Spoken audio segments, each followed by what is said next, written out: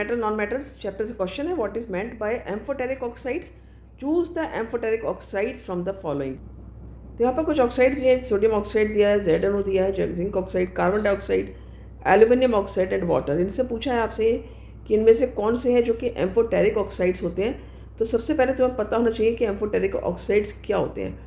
Amphoteric oxides वो oxides होते हैं जो कि एसिडिक और बेसिक दोनों ही नेचर शो करते हैं, एसिडिक नेचर भी शो करते हैं और बेसिक नेचर भी शो करते हैं। जब आप इसकी रिएक्शन कराते हो, जैसे यदि मैं कहूँ यहाँ पर कौन से हैं, पहले तो हम पहचान लेते हैं कि कौन से वो ऑक्साइड्स हैं जो कि एम्फोटेरिक ऑक्साइड्स हैं। तो यहाँ पर zinc oxides and aluminium oxide, ये दोनों ही ऑक्साइड जो हैं वो एम्फोटेरिक ऑक्साइड्स हैं। ठीक है, और ये क्यों है ये ऑक्साइड्स, ये तो आपको पता है क्योंकि ये एसिडिक और बेसिक दोनों नेचर रखते हैं। यदि हम रिएक्शन लिखेंगे तो हम ZnO की रिएक्शन लिखेंगे। देखो पहले हम एसिड से रखेंगे रिएक्शन, यहाँ पर जब एसिड से रिएक्शन हो रही है तो ये क्या है, बेसिक नेचर शो कर रहा है। वैसे भी तुमको पता है कि जो मेटेलिक ऑक्साइड्स होते हैं वो बेसिक होते हैं नेचर में। तो यहाँ पर ये वाला जो जिंक ऑक्साइड है वो बेसिक नेचर शो करेगा और बना लेगा ZnCl2 और प्लस वाटर। ये एक न्यूट्रलाइजेशन रिएक्शन हुई है, राइट, यानी कि ये एसिड और बेस ने मिलकर के क्या बना लिया, आपका सॉल्ट एंड वाटर बना लिया। इसी तरह से हम दूसरी रिएक्शन देखेंगे, यहाँ पर जो जिंक ऑक्साइड है वो एक एसिडिक नेचर शो कर रहा है और यहाँ पर ये एक बेस के साथ में रिएक्शन करेगा जो कि आपका NaOH है और तब ये बना लेगा Na2ZnO2।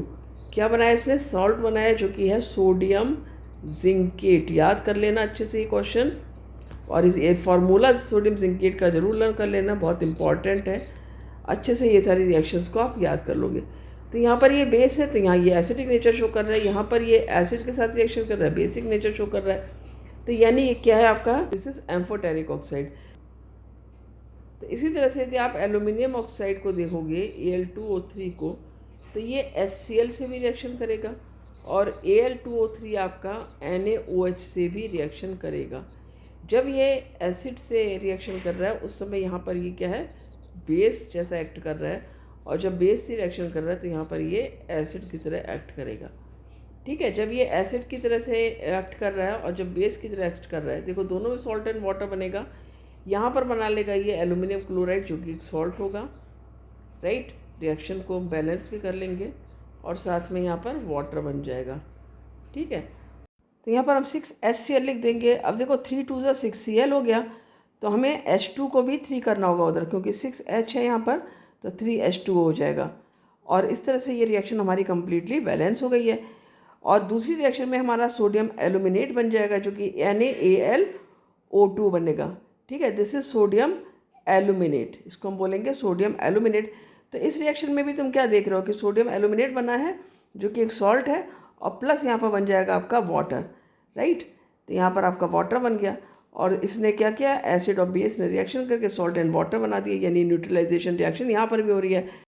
रिएक्शन को हम बैलेंस कर देते हैं, यहाँ पर 2NaOH हो जाएगा जिससे कि हमारा H भी 2 हो जाएगा और O हमारा 2 इधर है और 2 इधर है, 4 हो जाएगा, राइट। आप लिख सकते हो आंसर कि amphoteric oxides are those oxides, वो ऑक्साइड्स होते हैं which show acidic as well as basic character, that is they react with bases as well as acids.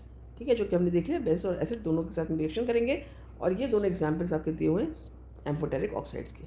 तो ये डेफिनेशन आप लर्न कर लोगे, एग्जाम्पल लिख लोगे और इस तरह से आपका क्वेश्चन कंप्लीट हो जाता है। मिलते हैं नेक्स्ट वीडियो में, थैंक यू।